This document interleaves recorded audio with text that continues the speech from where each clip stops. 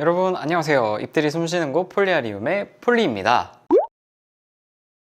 감사하게도 지난 영상을 많은 분들이 봐주고 계신데요. 더 기쁜 거는 제가 진짜 꼭꼭 알려드리고 싶었던 그 정보를 많은 분들께서 봐주실 수 있어서 너무 기쁘다고 생각합니다. 그 감사한 영상에서 제가 포트 상품, 거기 안에 있는 흙이 너무 축축해서 잘 마르지 않기 때문에 빨리 분갈이를 해줘야 된다라는 내용을 담았었는데, 그래서 많은 분들께서 도대체 그럼 흙배합을 어떻게 하면 좋냐, 배수를 좋게 하려면 어떤 재료를 쓰면 좋은가요? 또 예전부터 저희 폴리아리움 흙배합을 판매는 안 하시나요? 이런 질문도 많이 해주셨어서 제가 오늘 저의 흙배합을 공개하도록 하겠습니다. 저도 여러 가지 재료도 써보고 비율도 바꿔보고 하면서 아직 최종 정도인데 최종이 나올지 잘 모르겠지만 지금 상태의 흙배합은 아주 만족스럽습니다. 그리고 지금 흙배합에서 제가 고수하고 있는 철학이 있는데 그것에 대해서도 말씀드리면서 흙의 종류도 말씀드려 보도록 할게요. 그리고 지난 영상에 이어서 쿠키 영상이 또 있습니다. 그 쿠키 영상에 관심 있으셨던 분들 끝까지 시청해 주시면 감사하겠습니다. 그러면 거두절미하고 폴리 사장의 흙배합이 뭔지 한번 보러 가실까요?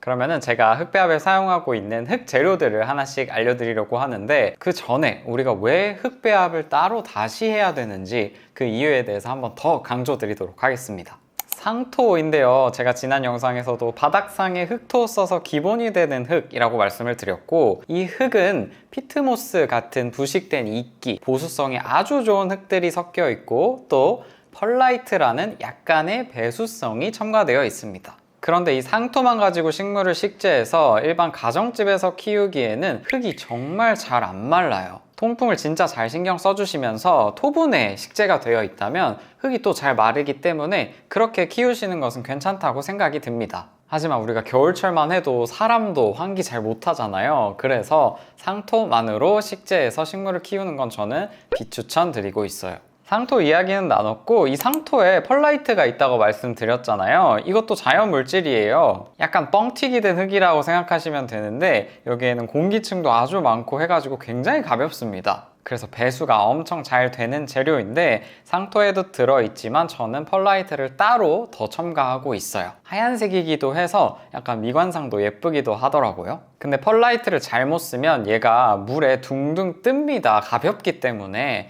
그래서 자칫 엄청 작은 입자들, 가로 입자들을 쓰게 되면 물을 주고 나서 흰 펄라이트만 둥둥 뜨는 단점이 있기는 해요. 그래서 저는 조금 입자가 굵은 펄라이트를 소량 더 넣어서 사용하고 있습니다. 그 다음에는 난석인데요, 난석은 돌멩이라고 생각하시면 됩니다. 휴가토라고도 부르는데 이 친구가 마사 같은 그런 정말 돌멩이와 다른 점은 이 돌에는 공기 구멍들이 있다는 거예요. 그래서 가볍고 이 친구가 배수에 훨씬 더 좋다고 생각하시면 됩니다. 요즘에는 화분 밑에 배수층에도 마사토 잘 깔지 않고 난석을 사용해서 배수가 더 콸콸 되도록 이용하고 있어요. 저는 이 난석의 비율을 최대화하면서 아예 배합토 자체의 배수성을 확 높이고 있습니다. 그 다음에는 바크인데요, 바크는 나무 조각이에요. 이 나무 조각 생각해 보시면 여러분, 나무가 물을 흡수하죠. 그래서 보수력도 어느 정도 있고 대신에 다른 흙보다는 잘 마릅니다. 그래서 배수성도 높은 친구라 바크도 함께 사용하고 있어요. 저는 바크들 중에 그냥 일반 막 바크들 말고 오키아타 바크라고 조금 좋은 고급 바크를 사용하고 있습니다. 저는 중립을 사용하고 있는데 또 물을 줬을 때 까맣게 변하면서 미관상도 아주 좋더라고요. 여기까지가 기본 재료들이에요. 제가 한 단계 더 높은 고급 재료들을 소개해 드릴 텐데 이 재료들을 다 구매해서 흙배합하기 어려우시다 하시는 분들은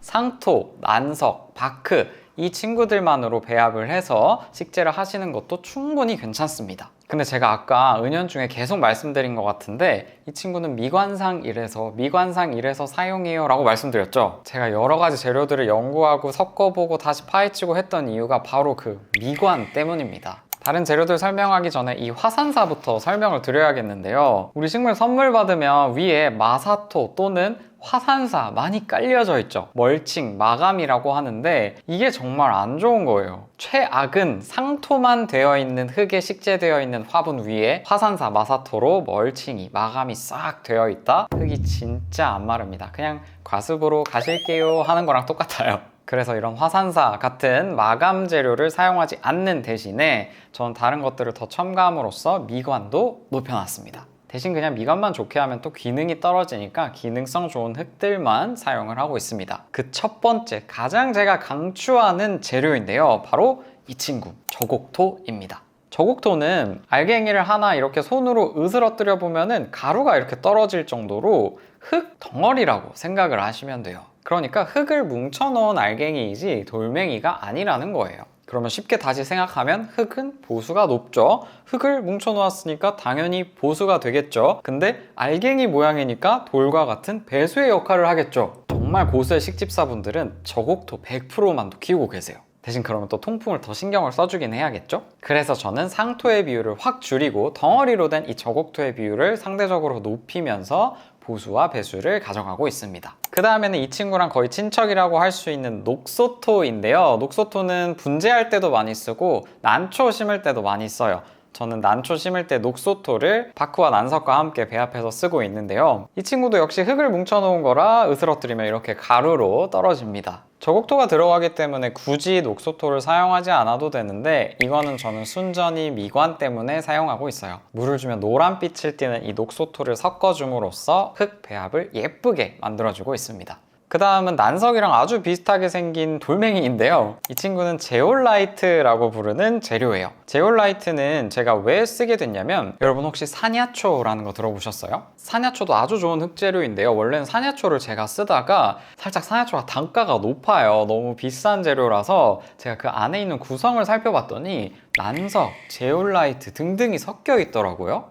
그러면 산야초의 기능을 하는 난석과 제올라이트를 가져가자 해서 제올라이트를 가져왔습니다. 다른 등등 재료들을 뺀 이유는 제올라이트가 양분을 머금고 있다가 조금씩 내뿜어주는 역할을 한다고 해요. 그래서 온전히 기능성으로 넣은 제올라이트를 제가 사용을 하고 있습니다. 그리고 마지막으로 사용하는 친구는 이 친구, 훈탄이라고 부르는데 우리가 나무 태우면 뭐가 되죠? 재 되기 전에 숯이 되죠. 숯의 역할이 뭘까요? 우리 어르신들 보면 막 숯 이렇게 거실에 놓기도 하고 어항 속에 숯 넣기도 하고 하잖아요. 그리고 활성탄 자체를 흙배합에 쓰시는 분들도 있습니다. 왜? 향균 역할을 해요. 실제로 숯이 향균 역할을 한다고 합니다. 그래서 저도 역시 훈탄을 흙배합에 섞어줌으로써 이 화분 안에 나쁜 균들이 억제되라고 넣어주고 있습니다. 그래서 저는 기능과 미관을 둘 다 잡기 위해서 이 5만 가지 것들을 섞고 있어요. 흙배합에는 정말 정답이 없습니다, 여러분. 그냥 제가 말씀드리고 싶은 건 흙배합을 하실 때 배수성이 높을수록 좋다입니다. 너무 보수가 또 없으면 물을 너무 자주 줘야 해서 힘들지만 어쨌든 상토보다는 배수성이 확 높아져야 식물을 쉽게 키울 수 있고 뿌리들이 썩지 않아서 과습이 안 올 거예요. 그래서 그럼 도대체 비율을 어떻게 하는데 물어보실 것 같은데 여러분 GPT나 제미나이랑 함께 맞춰가 보세요. 일단 먼저 내가 이 많은 재료들 중에 어떤 걸 선택해야겠다 라고 선택을 하시고 내가 이러한 재료들로 흙배합을 하려고 해. 내가 키우는 식물들은 이러이러한 식물들이야. 나는 물을 좀 자주 주고 싶어. 자주 주는 건 힘들어. 우리 집은 넓이가 어느 정도라서 통풍이 이 정도 돼. 이런 여러분의 상황을 넣으면서 여러분들만의 흙배합을 만드시면 정말 베스트겠죠. 이미 아마 흙배합 하셔서 식재하고 계시는 분들이 있으실 텐데 여러분들은 어떤 재료들로 어떻게 흙배합하고 있는지 댓글로 한번 남겨주세요. 마지막으로 강조하고 싶은 거 이렇게 열심히 흙배합 해놓고 위에 화산사, 마사토 이런 걸로 마감하시면 말짱 도루묵입니다, 여러분. 저도 한때 마감도 해봤고 그렇게 상품도 제작도 해보고 했었는데 결국 식물들이 건강하지 못하게 클 수 있어서 저는 과감히 내려놓았고 그것을 지양하는 곳에 동참하고 있습니다. 흙배합 도움 많이 되셨나요, 여러분? 또 여기까지 시청해주고 계신 우리 여러분들은 저를 또 응원해주시고 또 지난 영상에 이어서 그 제가 말했던 챌린지에 대해 관심이 있으신 분들인 것 같습니다. 먼저 감사드린다는 말씀 드리고 싶고 인스타그램에 제가 수요조사를 했던 곳에서는 약 70분께서 관심이 있다고 말씀을 해주셨어요. 그 챌린지가 뭐냐면 아프리카 식물을 한번 같이 키워보는 그런 모임, 커뮤니티라고 생각을 해주시면 되는데 여러분들의 의견이 아무래도 더 중요할 것 같아서 여러분들이 진짜 이걸 함으로써 원하시는 건 뭔지 또 제가 여러분들에게 더 드릴 수 있는 건 뭔지 정식으로 모집하기 전에 제가 사전 예약을 한번 받으면서 진짜 하고 싶은 분들은 몇 분인지 그런 것을 실제로 받아보고 오픈하도록 하겠습니다. 정말 그냥 카톡방에 모여서 저 이 식물 키워요 이렇게 됐어요 하는 게 아니라 정말 식물 일기 같은 것도 써보고 제가 또 줌이나 이런 화상 회의를 통해서 기초적인 것들도 알려주는 시간도 있으면 좋을 것 같고 현실적으로 제 생각과 여러분의 생각을 잘 조합해서 그 중간에서 한번 만나서 일기를 시작해 보려고 합니다. 또 여러분들도 소속감이 있으면 식물에 대한 애정도 또 남달라지고 식집사로서의 자긍심도 높일 수 있지 않을까 그런 기대도 해보고 있습니다.